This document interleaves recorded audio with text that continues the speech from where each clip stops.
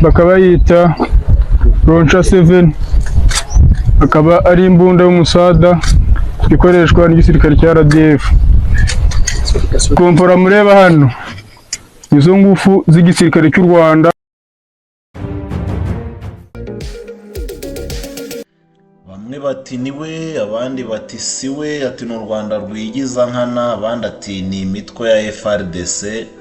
Mbese ni ibintu bitandukanye biri kuvugwa kuri uyu musirikare bivugwa ko ari uw'u Rwanda wafatiwe muri Kongo. Tubahaye ikaze rero, mwarakoze guhitamo umuyoboro wanyu wa Mia Boss TV, natwe ntituzabatetereza mu kubahereza amakuru n'ibiganiro bigezweho kandi by'ukuri, tari bimwe bibeshya abantu. Ni ibiganiro tuba dufitiye amakuru ndetse n'inzego z'ubuyobozi zikaba zagize icyo zibitangaza. Mbahaye ikaze nanone kuri uyu muyoboro wacu, ariko ntabwo ndi bukore njyenyine, reka nakire undi musesenguzi turi kumwe, tunamwakira natubwira ingingo z'ingenzi turi bwibandeho muri iki kiganiro. Nibyo koko, urakoze cyane. Nanjye bantu wenda ntibamenyereye kuri uyu muyoboro, nitwa Donatien Uwimana. Nanjye tuzajya tubana muri ubu busesenguzi butandukanye, politike, imikino, imyidagaduro n'ibindi byiza dusanzwe tubagezaho kuri uyu muyoboro wa Mia Boss TV. Tugiye kuganira rero ku bintu bimaze iminsi bivugwa ku bijyanye n'umusirikare wafashwe n'igisirikare cya FRDC cyo muri Kongo, ko yaba ari umunyarwanda u Rwanda rwohereje, ariko nyuma u Rwanda rukaza guhakana ko atari umusirikare wabo. Turaza no kuvuga kuwo nanone FRDC yagaragaje nk'aho ari wa wundi ugaragara mu gihugu cy'u Rwanda, aho ari gukora ibikorwa bitandukanye. Turaza kwibaza nihe mpamvu Kongo yaba yarasohoye iyi video, nihe mpamvu yaba yaratumye noneho inyungu Kongo yaba ifite mu kuba yasohora iyi video. U Rwanda rwo rubivugaho iki? Nibyo turaza kuganiraho no kuvugaho muri rusange. Yarakoze cyane Donatien, ariko ndagira ngo wowe wakaze subscribe uri ntwari cyane, ariko nawe uje kuri uyu muyoboro bwa mbere, ndagira ngo kandi subscribe, share, like na comment, wibuke no gukanda kunzogera kugira ngo ibiganiro byacu bitazajya biducika. Nibyo koko, hano haravugwa umusirikare wavuze ko yitwa Miradukunda Hakizimana Jean de Dieu, ariko mu by'ukuri hakurikijwe imyirondoro yatanze, yavuga ko aturuka mu Burengerazuba, mu cyo twakwita nk'akarere ka Ngororero, akavuga ngo teritwari ngo ya Kazabe. Ariko mu by'ukuri njye nagira amahirwe yo kuba nakurikira aya makuru. Mu Ngororero ni mu karere k'iwacu, iyi teritwari yavuze ngo ni ya Kazabe, ubundi ni akagari. So urumva rero mu Rwanda ntabwo dukoresha ibyo bintu.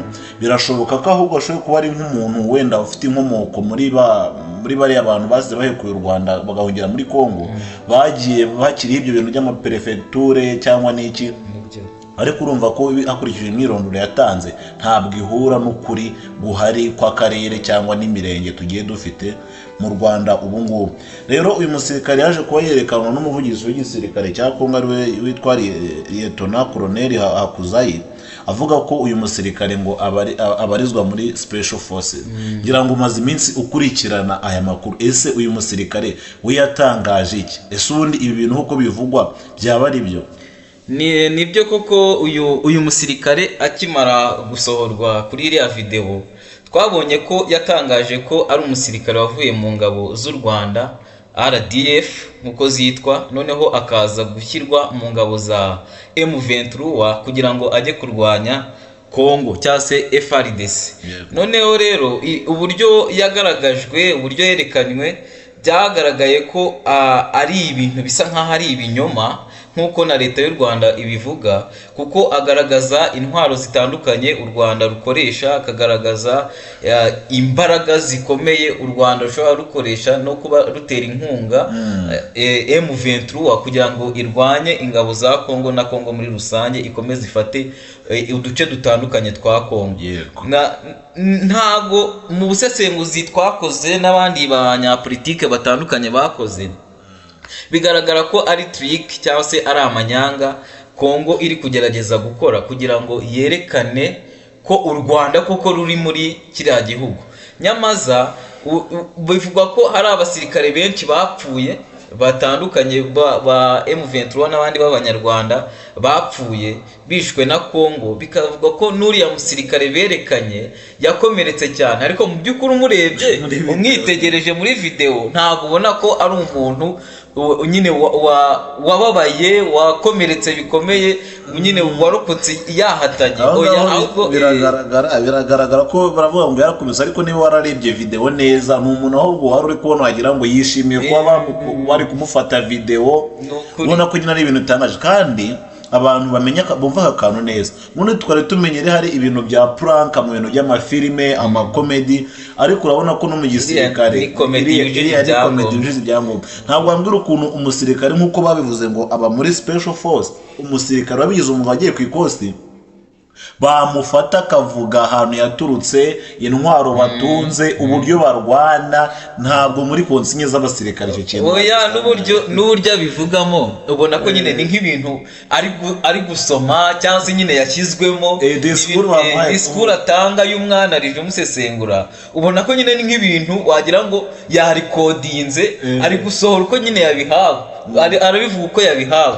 Ntabwo mbona rero biriya ari ukuri, si ukuri nge ku giti cyane ko nabibonye n'ibyo abantu bahurijeho, ni uburyo bwo kugira ngo ari perezida wa Kongo, ari FARDC muri rusange imere nk'ihumuriza abaturage ba Kongo, kugira ngo agaragaze ko nyine u Rwanda, dore proof, dore ibimenyetso birahari twabizanye koko u Rwanda rurahari. Ahantu Kongo rero isekereza abantu, uvuga ngo abayobozi bayo bose n'abakomediye, nuvuga ngo amafoto n'amashusho yerekanye muri video uwo musirikare kuko ivuga ko ari u Rwanda yambaye impuzankano anafite n'ibikoresho, atandukanye n'amafoto iyi nkuru nayo tugiye kwigarukaho y'undi muntu wagaragaye ngo ari mu Rwanda akora imirimo ye, kandi bavuga ko ari we wari wafatiwe muri Kongo. Ukabona nyine ni ibintu bicanganye, ukuntu umuntu wafatiwe muri Kongo atandukanye n'umuntu bari kuvuga ko ari mu Rwanda. Uwo muntu ngira ngo nagiye mbona bamukozeho amakuru atandukanye kuri za BNB, igihe yanatanze amakuru avuga rwose nta kibazo we atigeze aba n'umusirikare cyane rwose, kuko na makuru nanjye nabonye avuga ko ari umugabo wikorera muri banke imwe muri izi banke ziri mu gihugu cyacu cy'u Rwanda. Uyu muntu ni n'umusivili bisanzwe, si n'umusirikare rwose, ahubwo nyine ni kwa kwibeshya no kwitiranya abantu, kuko ubwo ahubwo umuryango we baramuhamagaye baramubaza bati ko twakubonye kuri video bavuga ko uri mu ngabo za M23 wagiye gutera Kongo, nibyo? Ati reka nibereye hano i Kigali ndi mu kazi kanjye nk'ibisanzwe, agerageza kubaha amaproof, kubereka ibintu nyine bigaragaza ko atari we wanyawe. We aya mafoto urayabereka babone ngira ngo wenda aya mafoto abantu ngira ngo bari kuyabona muri video turi kugenda dutambutsaho, ndetse n'amafoto uri kubona ko abo bantu mu by'ukuri baratandukanye. Ubivuga ko ari muri Kongo, turaza kubashyiraho n'aka video avuga atandukanye n'uwo ngo bari kuvuga ko yagaragaye mu Rwanda akora imirimo. Bigaragara ko nyine ibintu FARDC ndetse n'ubuyobozi bwa Kongo buvuga ibya bindi bakoze kwita muri defense mechanism, bari gushaka nyine kugaragaza ko n'ubundi u Rwanda rukiri ikibazo kuri Kongo, kugira ngo bamere nk'abikuraho bari guhunga inshingano zo kubazwa bagubye kuba bujuje. No kwikuraho failure, no kwikuraho nyine uko gutsindwa na n'iriya M23 wabahanganye, bakabyimurira ku Rwanda. Ntibashaka no kumva ko wenda ari na M23 ibikora, ahubwo bumva ko ari u Rwanda. Ntibashaka kwishyiraho icyo kimwaro, ahubwo bashaka kukikuraho bashyira amakosa ku Rwanda, bashaka kwerekanisha ko u Rwanda ari rwo rurwanya Kongo, ari rwo rushaka gusenya Kongo, ibintu u Rwanda narwo rutahwemye guhakana no kugaragaza ko biriya bibazo ari ibya Kongo ubwayo, nta hantu bireba u Rwanda, kuko u Rwanda rufite amahoro, kandi ni amahoro rwifuriza n'abaturanyi barwo muri rusange. Nuvuga ngo kuba uriya muntu avuga ikinyarwanda icyo nta gitangaza kirimo. Ngira ngo mu kiganiro nigeze nakora igihe Donald Trump yari yavuze ngo u Rwanda nirukura ingabo zarwo muri Kongo, naye navuze ni kiriya kibazo ni ikibazo kiri mu mizi cyatewe n'ubukoloni. Kuba abantu bavuga ikinyarwanda nagira ngo mbibutse ko ubwo abakoloni bakataga ibihugu, bakatiye abantu bacu babaga kwijwi, hariya kwijwi yari mu Rwanda. Abantu wenda badukurikiye bazabyandika muri comment bakorereho ikiganiro byimbitse, ariko hariya bakatiyeho abaturage, nk'uko hari abaturage bacu bagiye Karagwe muri Tanzania, abandi bakajya i Bugande. So nta gitangaza kirimo ko umuntu yavuga ikinyarwanda, kuko nyine bakase igihugu batwara ubwenegihugu bwako. Mu by'ukuri baravugaga iki? Baravugaga ikinyarwanda. Ariko biranatangaje ukuntu koko no mu ngingo bavuga zibarengera bavugiramo ngo nguriya muntu ngavuga neza ng'ikinyarwanda. Ibaze ikinyarwanda, hari n'umuntu ushobora kuza ataravukiye mu Rwanda ari n'umuzungu, akaza akakiga neza akakivuga neza kurusha n'umwene gihugu. Ariko kumva babishyize mu ngingo ngira ngo wenda tugenda tunagana ku musozo, tuzagenda dukurikirana amakuru tubahereza update abantu badukurikiye. Nagira ngo utubwire, ntabwo nyuma yo ku Rwanda rushinzwe nyine kuba rwarohereje umusirikare muri Kongo, ntabwo rwaryamye ngo ruceceke, kandi mu by'ukuri ari ibintu bidafite aho bishingiye, ari ibintu byo kubeshya nyine by'amapuranga nk'uko twaje tubivuga. Ngira ngo muri make watubwira icyo Minisitiri w'Ububanyi n'Amahanga Olivier Nduhungire icyo yatangaje kuri iki kibazo cy'uyu musirikare bivuga ko ari uw'u Rwanda. Olivier Nduhungire uyu ni ambasaderi muri Minisiteri y'Ububanyi n'Amahanga n'Ubutwererane, nawe yagiye kuri Twitter ye arandika atangaza ko ibi bintu nyine babihakana ntaho bahuriye nabyo, ari ibinyoma Kongo iri kugerageza gushyira ku Rwanda, ko kandi biriya rwose ari twabyita nkaho ari ubujiji bukabije kuba wafata video nk'iriya, kuba wafata ibinyoma nka biriya ukabishyira ku karubanda kugira ngo ukunde usebye igihugu, nabyo ni ubugwari, ni ugutsindwa nyine muri rusange. Ahubwo bakwiye kwicara bagatekereza ku bibazo byabo n'abenegihugu babo, bagakura u Rwanda mw'ayo matiku, mw'icyo cyasha, kuko u Rwanda rudashobora gukora ibintu nk'ibyo ngibyo.